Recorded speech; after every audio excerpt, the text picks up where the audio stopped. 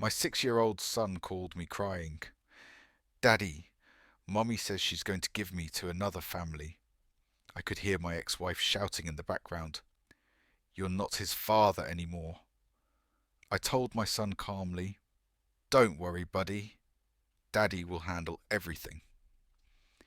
That night I called my private investigator. It's time to execute the plan.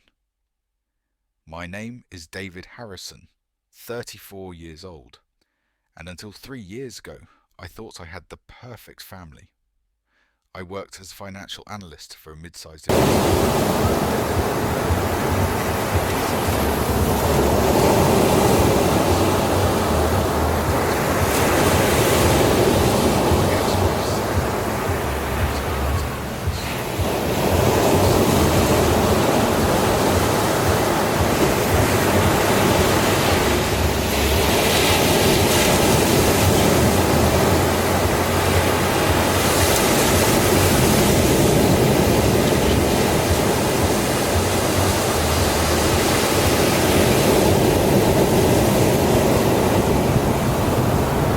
address our problems through counselling, but she refused. The arguments escalated until she filed for divorce, claiming I was emotionally distant and financially controlling. During the divorce proceedings, Sarah fought viciously for primary custody. Her lawyer painted me as a workaholic who prioritised career over family.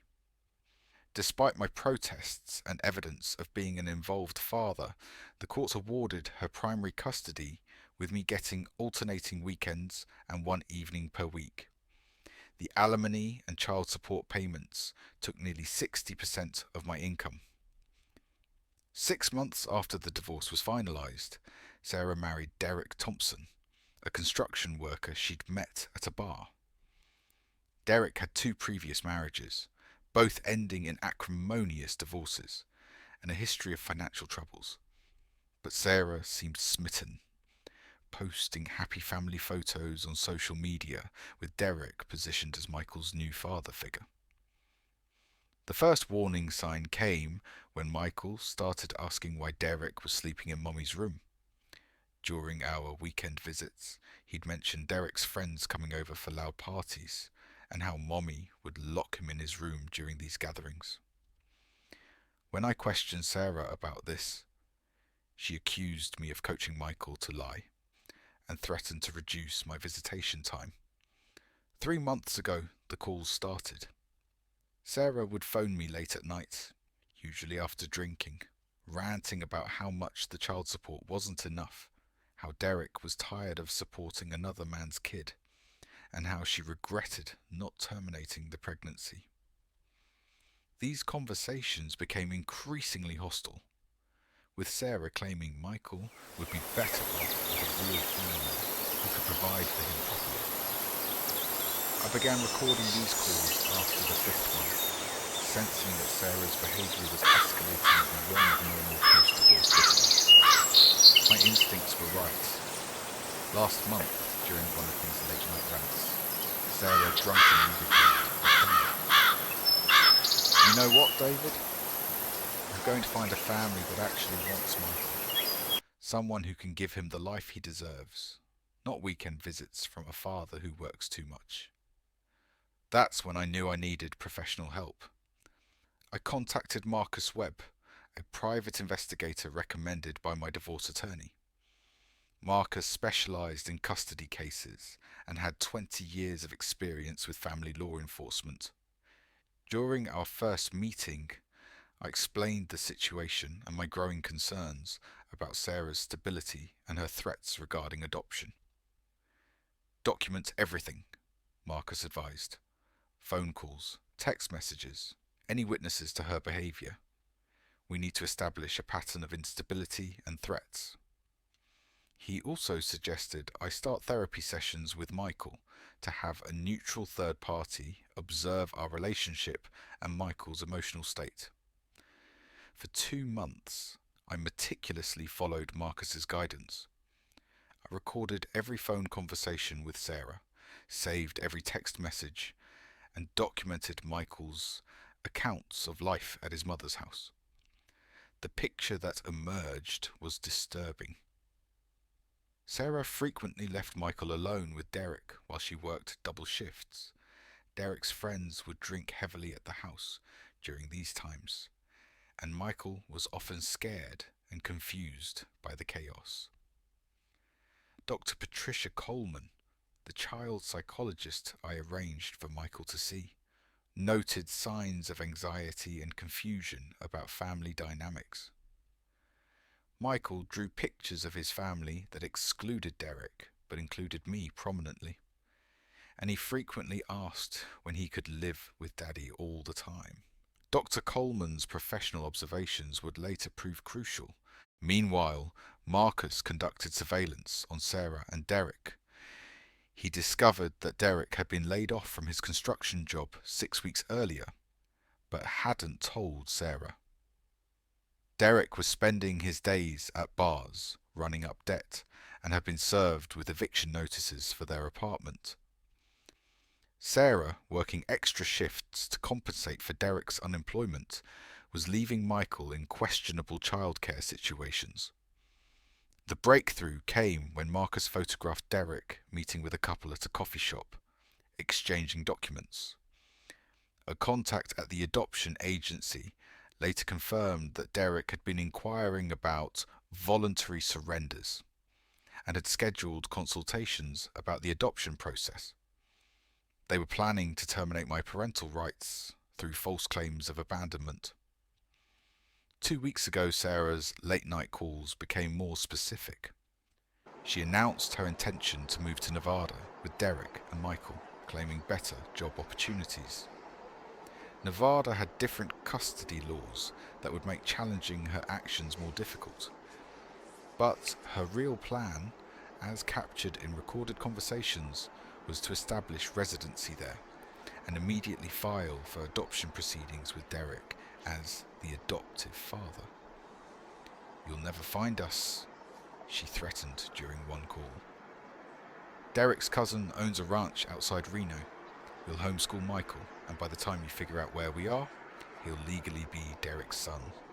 There's nothing you can do about it."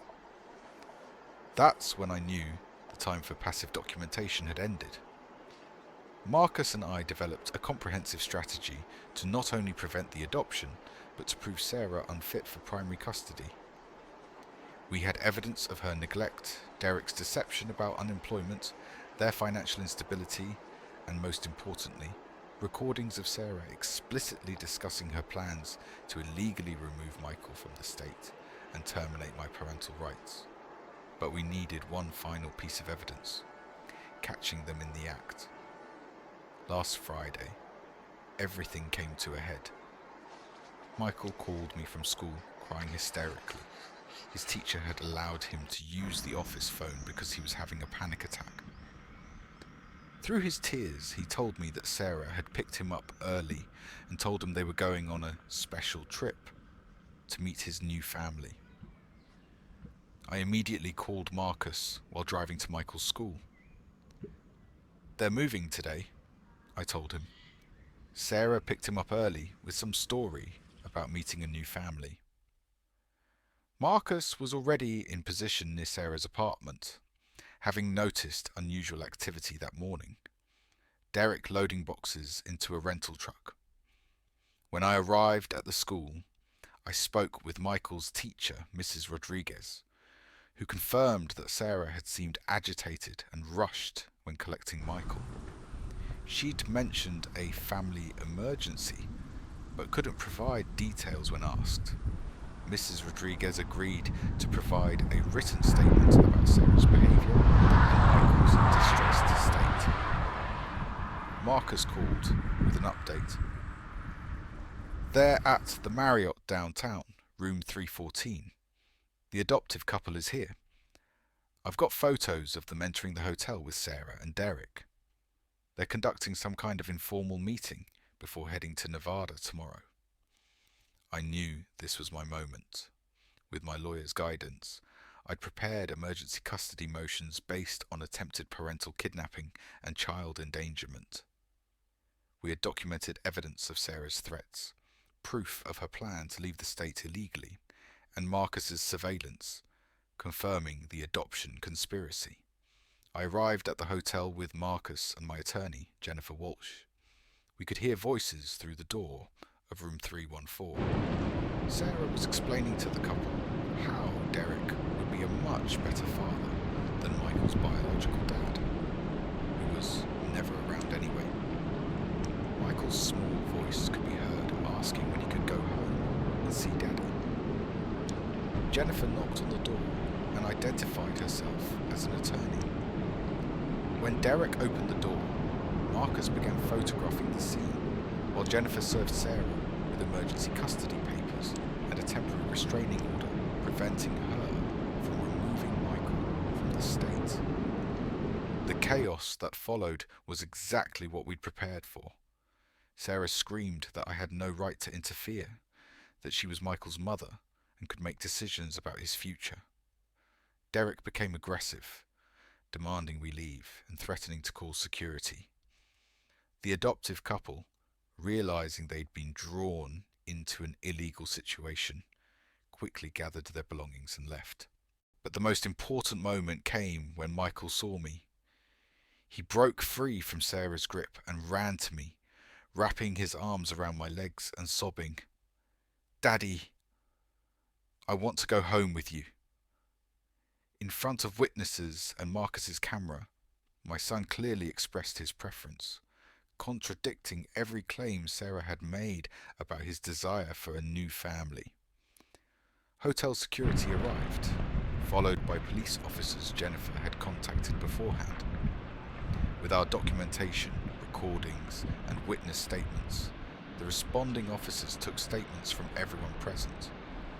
Sarah's threats and Derek's aggressive behavior, combined with evidence of their kidnapping plot, resulted in both of them being detained for questioning. The emergency custody hearing took place the following Monday. Judge Patricia Hendricks reviewed our extensive evidence. 2 months of recorded phone calls, Marcus's surveillance footage, Dr. Coleman's psychological evaluations, financial records proving Derek's unemployment and their mounting debts, and testimony from Michael's teacher about the disruption to his school routine. Sarah's attorney attempted to portray the hotel incident as a misunderstanding, claiming Sarah was simply exploring all options for Michael's welfare. But the recordings were damning. In her own voice, Sarah could be heard discussing plans to illegally remove Michael from the state, terminate my parental rights without cause, and hide from law enforcement. The judge was particularly disturbed by Sarah's recorded statement. "David will never see Michael again as well.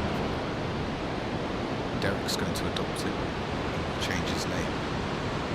By the time that bastard figures out where we are, Michael won't even look like Derek's deception about his employment and their financial situation further undermined their case. Bank records showed they were 3 months behind on rent, had maxed out credit cards, and Derek had been collecting unemployment benefits while claiming to be employed. Their plan to move to Nevada was motivated by desperation to escape creditors, not by any concern for Michael's welfare. Dr. Coleman's testimony proved crucial. She explained that Michael had consistently expressed strong attachment to me and anxiety about the instability in his mother's home. Her professional opinion was that the proposed adoption would cause severe psychological harm to Michael, who had never bonded with Derek and frequently asked to live with Derek. The adoptive couple, when contacted by authorities, confirmed they'd been misled by Sarah and Derek about the circumstances. They believed I had abandoned Michael and that all legal requirements had been met. When they learned the truth, they immediately withdrew their adoption application and provided statements supporting my case. Judge Hendricks' ruling was swift and comprehensive. She awarded me primary custody of Michael, citing Sarah's emotional instability, financial irresponsibility, and attempts to illegally interfere with my parental rights. Sarah was granted supervised visitation only, and Derek was prohibited from any contact with Michael, pending a full background investigation. The judge also ordered Sarah to attend mandatory counselling and parenting classes before unsupervised visitation could be considered. Her threats to remove Michael from the state resulted in a permanent restraining order, preventing her from taking him beyond a 50-mile radius without court approval. 6 months later, Michael and I have settled into our new routine. He's thriving in school, sleeping through the night for the first time in over a year, and has started calling our house home again. Dr. Coleman continues therapy sessions, but primarily to help Michael process the trauma of his mother's behaviour and Derek's presence in his life. Sarah completed her required counselling but shows little genuine change in attitude. Her supervised visits with Michael are awkward and strained. She spends most of the time complaining about the custody arrangement rather than focusing on rebuilding their relationship. Derek left town shortly after the hearing, apparently deciding that supporting Sarah without access to my child support wasn't worth the effort. Marcus has become a family friend, often checking in to see how we're adjusting. His surveillance evidence was so comprehensive that several other parents facing similar situations have sought his services. The case has become something of a landmark in our jurisdiction for documenting attempted parental kidnapping. The financial burden has actually decreased significantly. Without alimony and with reduced child support obligations, I've been able to improve our living situation. Michael now has his own room, decorated with superhero themes he loves, and we've established routines that give him the stability he desperately needed.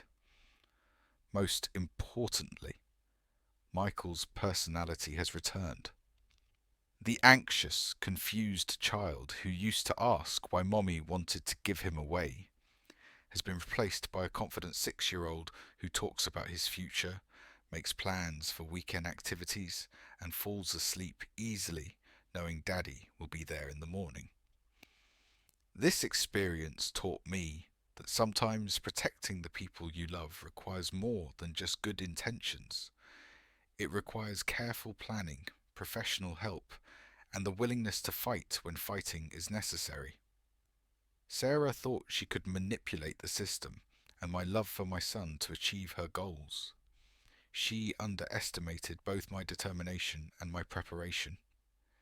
Every parent's worst nightmare is losing their child to someone else's selfishness. But with the right strategy, documentation, and professional support, even the most calculated attempts at parental alienation can be defeated. Michael is safe. Our bond is stronger than ever. And Sarah learned that threatening a father's relationship with his child carries consequences she never anticipated. The recordings from those late-night phone calls are locked away now, evidence of a chapter we've moved beyond. Michael doesn't need to hear his mother's threats or understand the legal complexities that nearly separated us permanently. He just needs to know that when someone tried to take him away from his father was ready. Looking back on this experience, I want to share what I learned with other parents who might face similar situations. First, trust your instincts. When someone starts making threats about your children, even in anger, take it seriously. Don't dismiss it as empty talk from an emotional ex-spouse.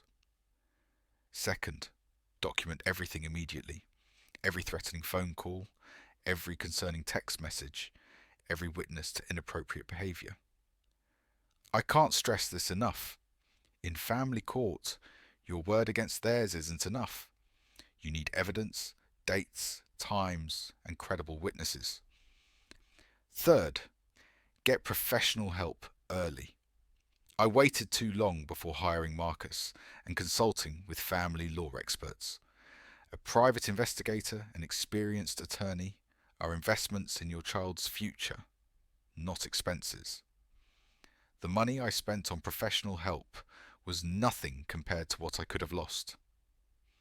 Fourth, involve neutral third parties.